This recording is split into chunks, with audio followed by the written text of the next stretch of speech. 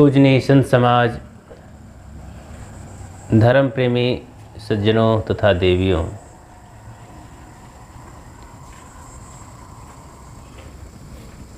मनुष्य को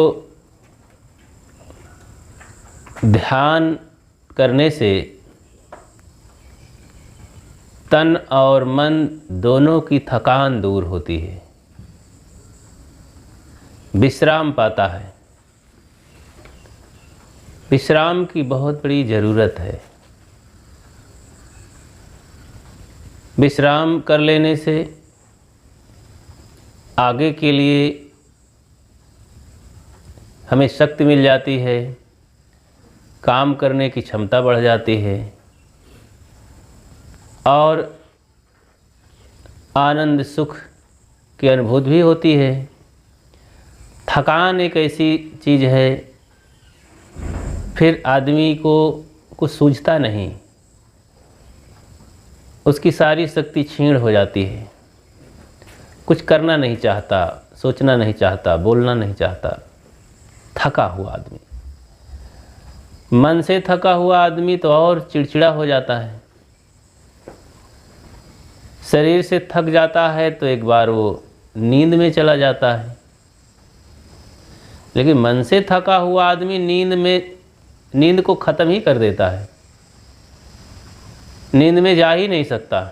तो और ख़तरनाक है मन की थकान। तन की थकान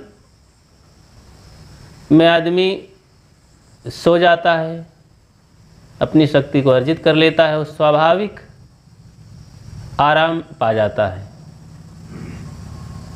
उसके लिए बहुत कुछ करना नहीं होता है, बस बाहर की चाल बंद कर देना पड़ता है, थकान मिट जाती है। हालांकि लाओ त्से ने कहा है कि चलने से आदमी थकता है और बैठ जाने से पहुंच जाता है, लेकिन अध्यात्म क्षेत्र में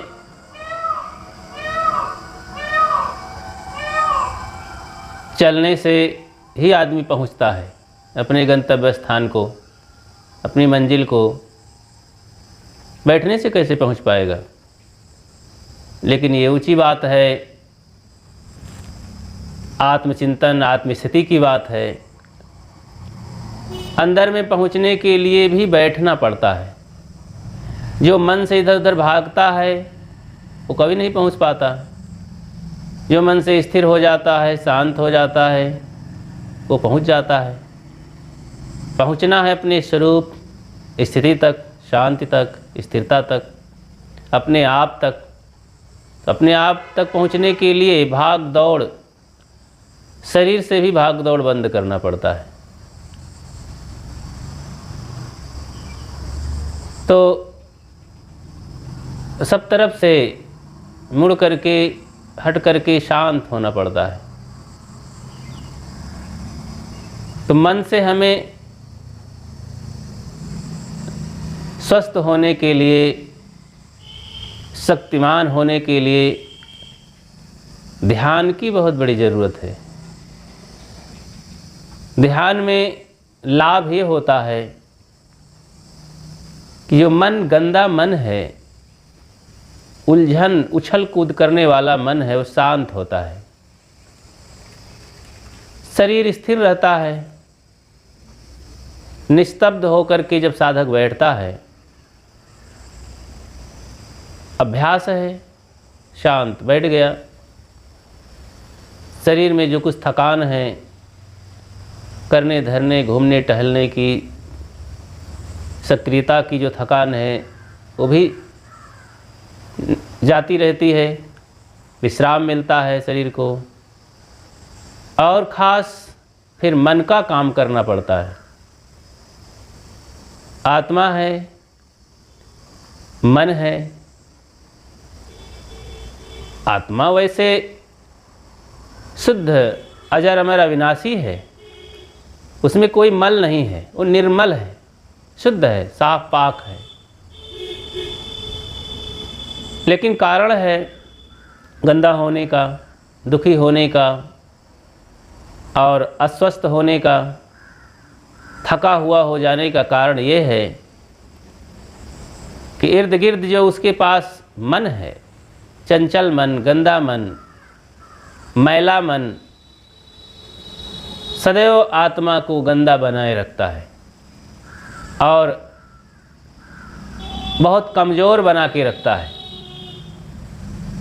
अपनी शक्ति को जागृत नहीं होने देता है, मन का ही वर्चस्व हो जाता है। मन वैसे कोई चीज़ नहीं है, मन विचारों का पुंज है। चारों तरफ आत्मा के विचार हैं। जैसे एक गोला बना लो, उसे वृत्त कहते हैं, गोल गोल, और बीच में उसका जो केंद्र भाग है और फिर किनारे किनारे वो परिधि है। परिधि और केंद्र के भी बीच में जगह होती है।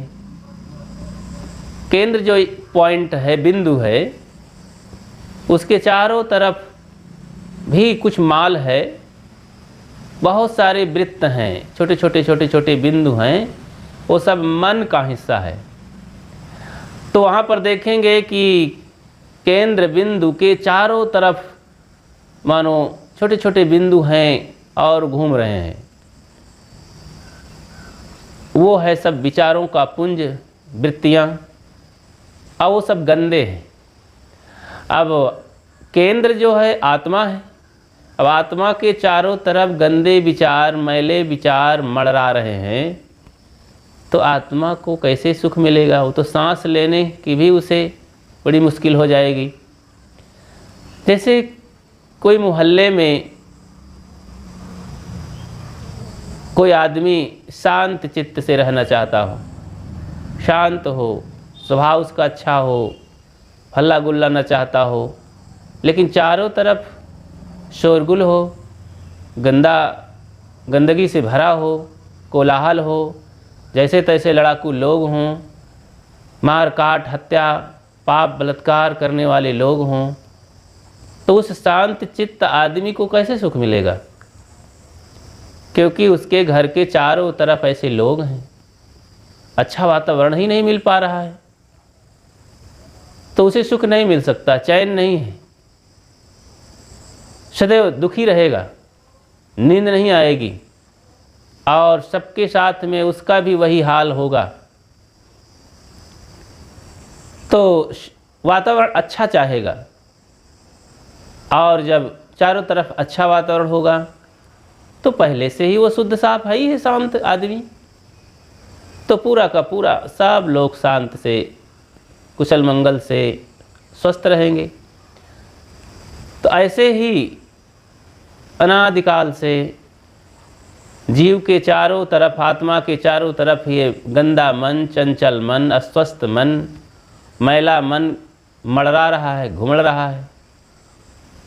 तो जीव बहुत दुखी है, परेशान है, बेचैन है, उसको चैन नहीं मिलती है, नाना प्रकार से विकारग्रस्त है, क्योंकि मन में सब विकार है। तो फिर आत्मा में भी ऐसा होता है कि वो भी सब प्रकार से मैला है, विकारग्रस्त है। मूलतः आत्मा शुद्ध बुद्ध निर्मल अजर अमर है, लेकिन मन की गंदगी के कारण उसकी सारी शुद्धता गायब है, दिखाई नहीं देती है, पता नहीं चलता है, सारा आनंद गायब है, सारी पवित्रता गायब है। तो ध्यान एक ऐसी चीज़ है, ऐसा साधन है कि ध्यान से मन को शुद्ध किया जाता है, मन को शांत किया जाता है, चंचल मन को स्थिर किया जाता है। योग दर्शन में यही बताया गया है, योगश्चित्त वृत्ति निरोधा, चित्त की वृत्तियों का निरोध करना ही योग है। योग कहलाता है, साधना कहलाती है, ध्यान कहलाता है। ध्यानम निर्विषयम मनः, मन का निर्विषय हो जाना ध्यान है। कोई विषय मन में न रहना, गंदगी से भरा हुआ मन नाना प्रकार के विषयों में भाग दौड़ मचाए रहता है। तो यही तो समस्या है, दुख है। शांत, उसे शांति चाहिए, स्थिरता चाहिए। मन को स्थिर होने में उसकी मंजिल मिलती है। मन को भाग दौड़ करने में मंजिल कभी मिल ही नहीं सकती है। सद्गुरु कबीर का वो मंत्र है, बैठे से ही पथ कटे चला चली नहीं पार। कबीर उल्टा ज्ञान का कहाँ तक करूँ विचार। तो बैठे से ही पथ कटे, मन का यहाँ पर स्थिर हो जाना, शांत हो जाना, मन का बैठना है। विषयों से, तमाम तरह की चंचलताओं से, मन की तरंगों वृत्तियों से हट करके अपने आप में शांत हो जाना, आत्म केंद्रित हो जाना, शांत हो जाना है। अब ये ना करके चारों तरफ विषयों में भटक रहा है, उसी में अपनी पैठ बना रहा है, उसी में अपना स्थिरता बना रहा है। विषयों में सुख है और तो और गंदगी से भरता है और थकता है। तो ये काम करके मन इतना थका हुआ है, थकान है, चारों तरफ से उलझा हुआ, कहीं उसे चैन नहीं मिल पाती है। शिकायत शिकायत शिकायत, चारों तरफ से गंदगी, मानो बदबू आ रही है। हर आदमी इसी से परेशान है, क्योंकि उसे पता ही नहीं है कि मन की थकान को हम दूर करके सदैव के लिए आनंदित हो सकते हैं, मन की चंचलता को दूर करके शांत हो सकते हैं। ये वृत्तियां जब तक शांत नहीं होंगी, इस पर लोग काम ही नहीं करते हैं। शरीर से थका हुआ आदमी तो हार करके एक बार लेट जाता है, बैठ जाता है, काम करना बंद कर देता है, लेकिन मन से आदमी काम बंद करना जानता ही नहीं है, वो लेटना जानता ही नहीं है। शरीर से लेट करके भी मन से इतना भाग दौड़ करता रहता है कि नींद भी हराम हो जाती है। रात दिन चलते फिरते, बैठते, घूमते, लेटे, काम करते, मन भागता ही रहता है। इतना चंचल मन, ई मन चंचल, ई मन चोर, ई मन सुध ठगहार, मन मन करते सुर नर मुरझाड़े मन के लक्ष्य द्वार। मन को स्थिर करने का काम किया ही नहीं जाता है। कोई ऐसे बिरले साधक सुखजीव होते हैं किस मन को देखते हैं, परखते हैं, जानते हैं, स्थिर करते हैं, उस पर सोचते हैं। अधिकतम लोग इस मानव जगत में क्या कहा जाए, 90-95% लोग तो जानते ही नहीं हैं कि मन को स्थिर करके शांत हुआ जाता है। सुख पाने के लिए, शांत होने के लिए मन को स्वश करना पड़ता है। ये काम ना करके, इस बात को ना सोच करके, ऐसी जगह ना जा करके लोग भागते हैं, इच्छाओं की तरफ और दौड़ लगाते हैं, मन की गुलामी करके उसी से पीटे जाते हैं। जो मन कहता है ऐसा करो ऐसा करो, उसी की आकांक्षाओं में पड़ करके भागते रहते हैं। कभी सुख पाने का तो कोई रास्ता ही नहीं है, चैन से रहने का कोई वहाँ व्यवस्था ही नहीं हो सकती है। धन के पीछे, बाहर के विषयों के पीछे, जमीन के पीछे, बाल बच्चों के पीछे, बाल खाल के पीछे भागते रहने में कभी मनुष्य को शांति, स्थिरता, सुख, आराम नहीं मिल सकता, संभव ही नहीं है। ये उसी प्रकार है जैसे कोई बालू से तेल निकालना चाहे, क्योंकि बालू में तेल कभी निकल ही नहीं सकता है। तो लोग वहाँ पर यही करना चाहते हैं, जैसे कोई बालू में तेल निकालना चाहे, तो असंभव है। लेकिन फिर भी लोग प्रयास करते रहें तो उनकी मूर्खता ही कहा जाएगा। तन, बल, बुद्धि सब निरर्थक उधर लगना। ऐसे ही विषयों की तरफ, दुनियादारी की तरफ भाग दौड़ करने में कभी सुख शांति नहीं मिल सकती, कभी थकान नहीं मिट सकती है, कभी विश्राम नहीं पा सकता है। विश्राम के लिए तो हमें जैसे शरीर का विश्राम पाने के लिए भाग दौड़ बंद करके विश्राम कर लिया जाता है, लेट जाया जाता है, बैठ जाया जाता है, हाथ पैर को स्थिर किया जाता है, धीरे से शरीर मंथर गति से सांसें स्थिर होकर के उसे विश्राम मिलता है, एक नई ऊर्जा तैयार होती है और फिर कल के लिए, आगे के लिए, भविष्य के लिए फिर से शक्ति संजो करके आगे काम करता है, व्यवहार जगत का काम करता है। ऐसे ही मन की दशा है, मन को हम स्थिर करके शांत करके कल हम फिर से व्यवहार और परमार्थ का काम कर सकें, सत्संग कर सकें, ध्यान कर सकें, गुरु संतों की सेवा कर सकें, सामाजिक और व्यवहार मानसिक उत्थान का काम कर सकें, तो मानसिक शक्ति, मानसिक एनर्जी बटोरने की ज़रूरत है, इकट्ठा करने की ज़रूरत है। ये काम जब तक नहीं होगा कभी भी मानसिक शक्ति बन नहीं सकती है। जो भी बनती है सब नष्ट होती जाती है और गलत दिशा में हम अपनी शक्ति का उपयोग करके उसे नष्ट कर देते हैं। शक्ति का सही उपयोग, और मन में बहुत बड़ी शक्ति है, उसी शक्ति को जागृत करके भौतिक क्षेत्र में बड़े बड़े वैज्ञानिक लोग बड़ी बड़ी चीज़ों का आविष्कार किया, जिसके कर लेने पर, आविष्कृत हो जाने पर ये भौतिक उन्नति अपनी चरम सीमा पर है। लोग देख देख करके चकाचौंध में हैं, उसी का गुणगान करते हैं कि आज विज्ञान ही सर्वश्रेष्ठ है। ये मन की शक्ति का चमत्कार है। लोगों ने उस पर सोचा तो मन हमारा सही दिशा में सोचे और कल्याण की दिशा में सोचे, इस पर हम काम नहीं करते हैं। भौतिक दिशा में हमारी उन्नति हो, चीज़ें बढ़े, सरल से सरल कार्य को कर सकें, हम कठिन कार्य को सरल बना सकें और खूब धन पैसा कमा सकें, इस पर तो हमने बहुत सोचा और मनुष्य अपनी करामात चमत्कार कर डाला। नाना कला कल्पना है मनुष्य की, तुम्हारा नहीं तो तुम्हारे अनुज की। पूज्य सद्गुरु निर्मल साहब जी की ये अमर वाणी मानो जगत के लिए विश्वस्तरीय वाणी है कि जो भी कला कल्पना है मनुष्य की है, लेकिन मनुष्य अध्यात्म जगत में काम ना करके अपनी शक्ति को समझ ही नहीं पा रहा। वो सारा श्रेय दे रहा है कोई काल्पनिक ईश्वर परमात्मा, देवी देवता सच्चिदानंद के लिए कि कोई ऐसा चीज़ है वो दुनिया को चला रहा है।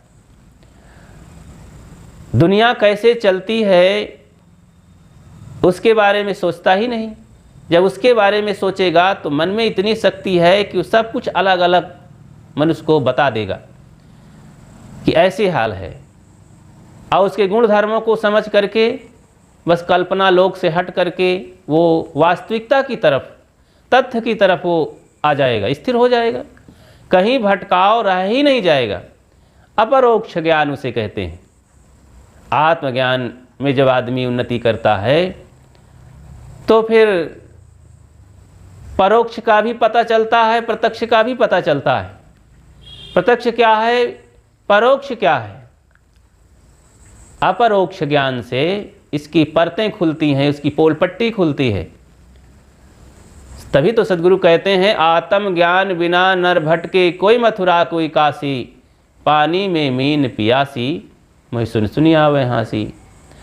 आत्मज्ञान न होने से चारों तरफ आदमी भटकता है, उसका मन घसीटता रहता है कि इधर देख लें, शायद इसी से तो ये काम होता होगा, ये भगवान ताकतवर है, हिंदुओं का भगवान, मुसलमानों का भगवान, ईसाइयों का भगवान, पारसियों का भगवान, सिखों का भगवान, शायद वो बनाया होगा, शायद वो ताकतवर होगा, वो ज़्यादा शक्तिशाली होगा, पहले वो आया है, वो छोटा है, वो बड़ा है, वो कमज़ोर है, वो ये खाता है, वो खाता है।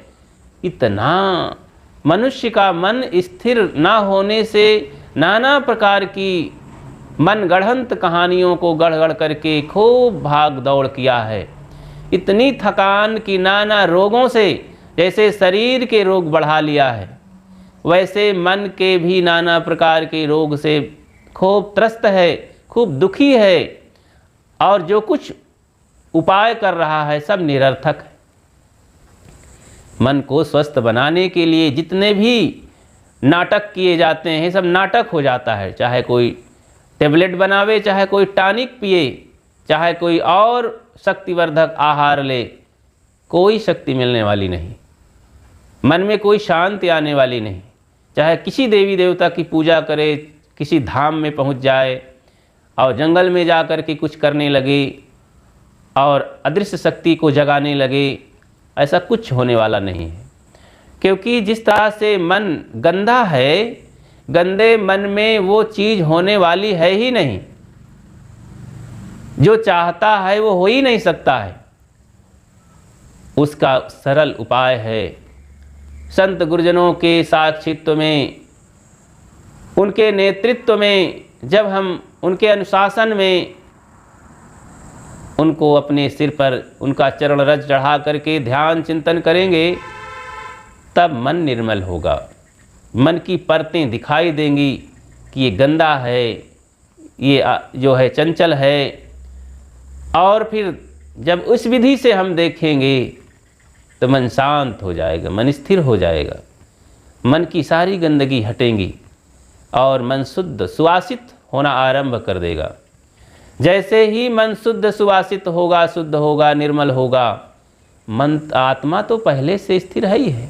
आत्मा में ऐसे ही खुशियों के फूल खिल जाएंगे, फिर तब प्रकट हो जाएगा जो पता नहीं चलता कि परमात्मा आत्मा क्या चीज़ है।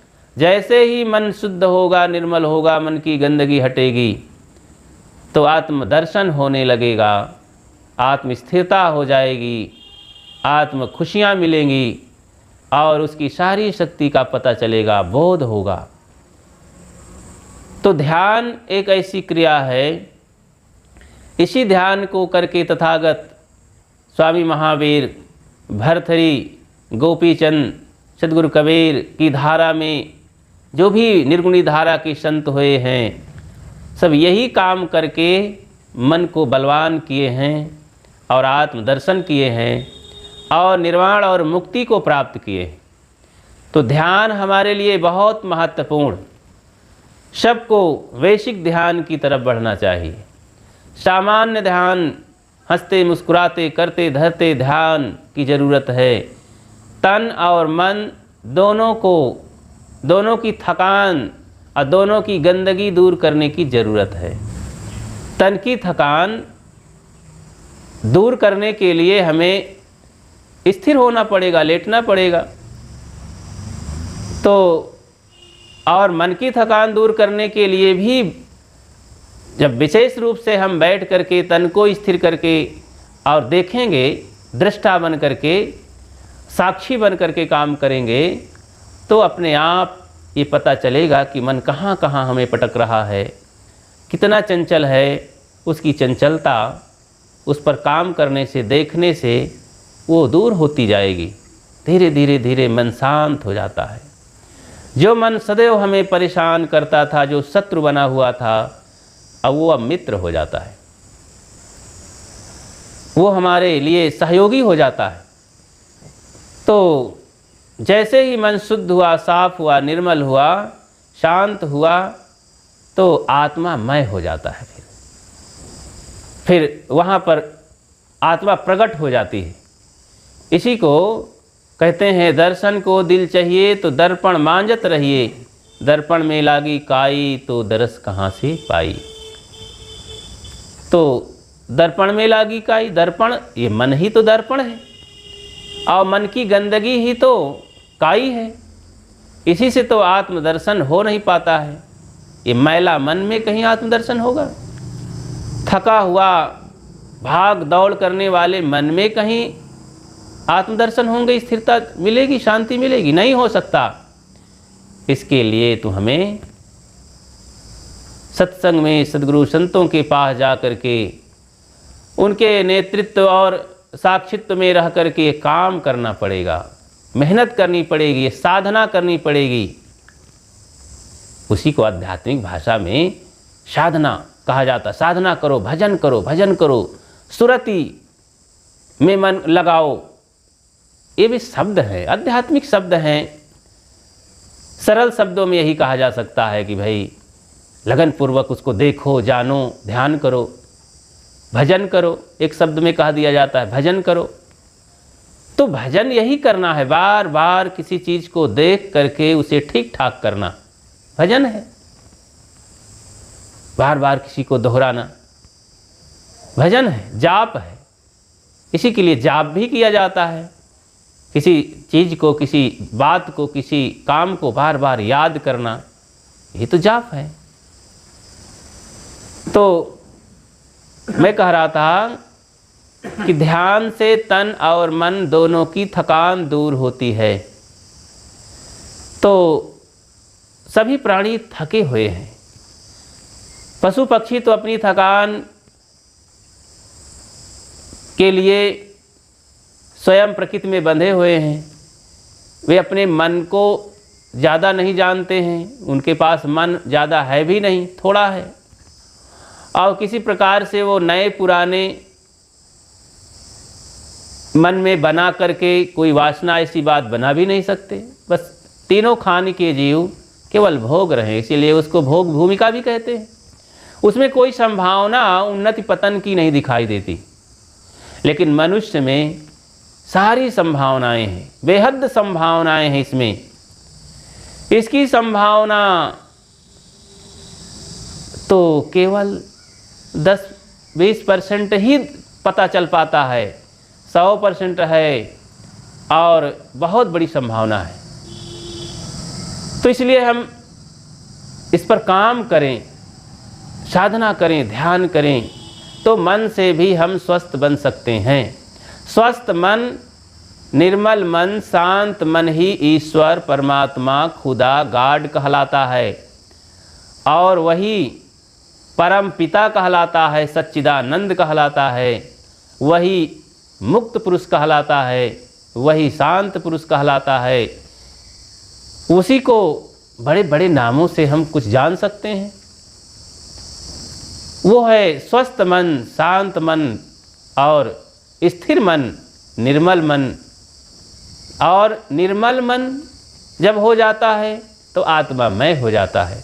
आत्मा पहले से जन्म विनाशी है, निर्मल है, शांत है।